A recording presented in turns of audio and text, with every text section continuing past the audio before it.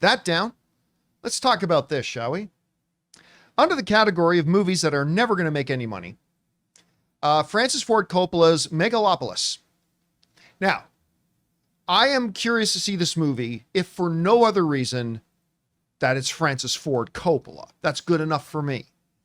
But I have heard the movie is not good. All the studio people got to see it and they were all like, what the hell was that? It's clearly working out to be a very difficult movie to market because they put out a trailer and then had to pull the trailer because they put fake critic reviews in their trailer, and that got pulled out. And even then the trailer's like, I have no idea what this is even supposed to remotely be about. So the one thing that I've said about this movie is that it might be good, it might be terrible, but what'd I say? I said, this movie isn't going to make any money though. No one's going to go see this movie. Well, according now to a story in the Hollywood Reporter, I thought this movie might make $10 to $15 million opening weekend, which is nothing. Apparently it's going to make like half of that. Hollywood Reporter said this: Francis Ford Coppola's passion project, Megalopolis, is tracking for an anemic domestic opening in the $5 million plus range against a budget of $120 million before marketing, according to one major Hollywood research firm. Another leading service thinks it could come in somewhere in between 6 and 8 million. Either way, that would rank among the lowest wide launches of the revered filmmaker's career and put the movie in danger of incurring major losses. Oh. Let me correct that. If this movie makes $6 million on its opening weekend, it is not in danger of incurring major financial losses. It is incurring major financial losses. Now, again, none of us in this room can give testimony to the quality of Megalopolis. I might watch this movie and think it's the greatest film I've ever seen in my life. After all, it is Francis Ford Coppola. But that's besides the point. The big statements coming out of those industry screenings they did was, we don't know what this movie is. We have no idea how to sell this to people. We don't know how to make this look appealing to an audience at all. And absolutely nobody's going to go see it. The reason I hate that is because I've seen something that I love done twice in just the last couple of months. Filmmakers and artists who decide to bet on themselves and put up all their own money to make a big project only to have it smack them in the face like a giant penis of a humongous moose. It happened to Kevin Costner. What happens in Canada? Costner. What happens in Canada stays in Canada. Costner still got the big red mark across the side of his cheek from what happened with Horizon. And because Costner put up like a ton of his own money, something that I respect and I love, bet on yourself. Yeah. And he went and did it and it cost him everything. And now it looks like Francis Ford Coppola, who again, bet on himself. Love it. That's balls. That's gusto. That's a guy throwing the dice, betting on himself. I'll put up my own money on this. Heck yeah. Belief in himself. All in, baby. Who needs a winery? Nobody needs a winery. I love that he did that. And it sucks because it was the worst idea ever. No, it sucks because now everybody's going to look at what happened with Kevin Costner and Francis Ford Coppola and go, no. Never put up your own money.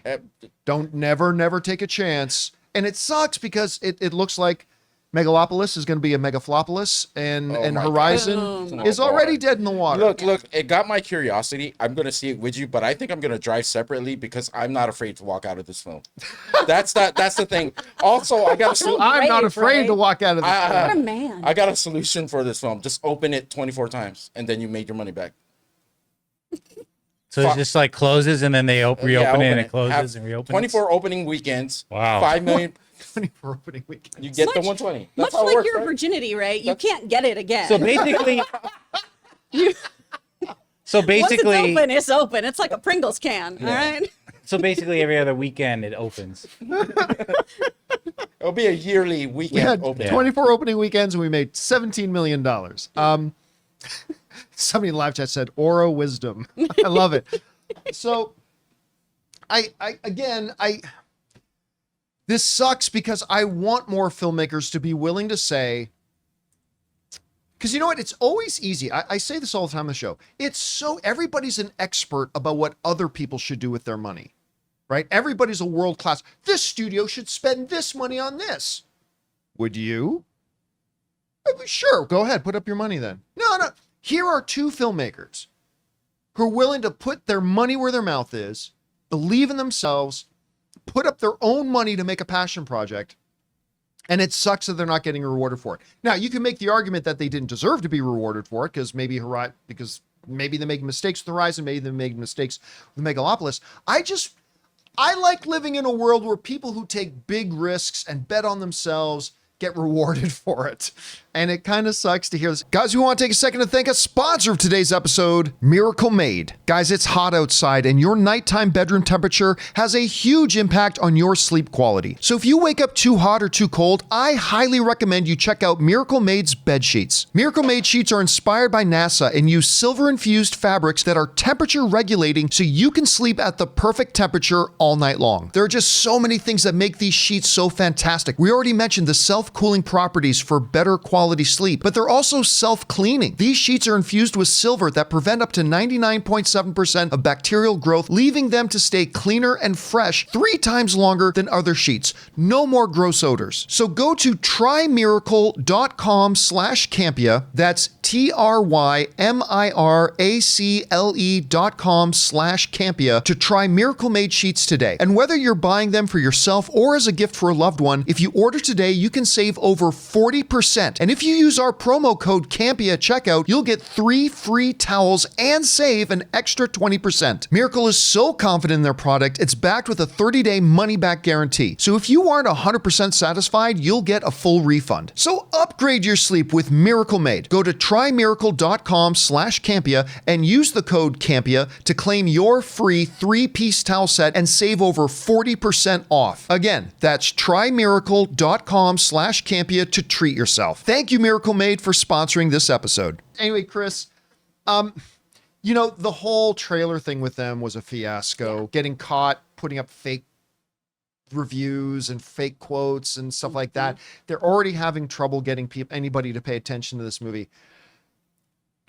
I said this movie would make no money, but I didn't think it would make as low as 5 million opening weekend. Do you think it'll actually come in close to 5 million? Do you think it could be a little bit better? And what do you think the overall prospects for the film are now? I mean, even if it hits that 5 million mark, which it won't, that estimated 5 million mark, it's already in a deficit. It is a losing battle. So not only did Francis Ford Coppola sell his own winery between 500 to a billion or something, he sold it for a lot of money. He sold it for a lot of money, and everyone keeps bringing up this movie cost 120 million to make.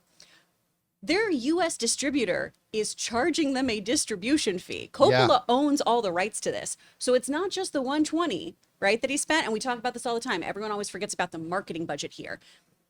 That is being paid to another company that doesn't seem super enthralled with their purchase. Because to Chris's point, generally speaking, a distributor will pay you. Yes. The distributor pays the filmmaker for the right to distribute their film. In this case, Francis Ford Coppola couldn't find anybody willing to distribute the film. So they went to Lionsgate came and said, we'll distribute it if you pay us. And they do have international some international deals, right? And they got IMAX on board with them. Yes. Yeah. So there's a couple other players involved here, but he's operating at this huge deficit, and there's no way this movie is going to recoup any of this money. Any of it. And it's wild when you think about this just a director who is such a kind of legacy director, right? Everyone knows Coppola, to also then give up your vineyard and then have this as your outcome is a real unfortunate situation. And this is why people who are in this industry tell you to never spend your money. Spend somebody else's. It's so much fun and a good time when you're investing other people's money, and when it's yours, it is a nightmare. And it is a big gamble where if you do get the reap the rewards here, high risk, high reward. But man, if you don't make your money back, he's not going to be able to make another film. I don't know if he intended to at this stage in his life, but this is going to absolutely financially ruin him in a Tiger King kind of way. Well, I mean, let's not forget though, he sold his vineyard for a lot of money. Yeah.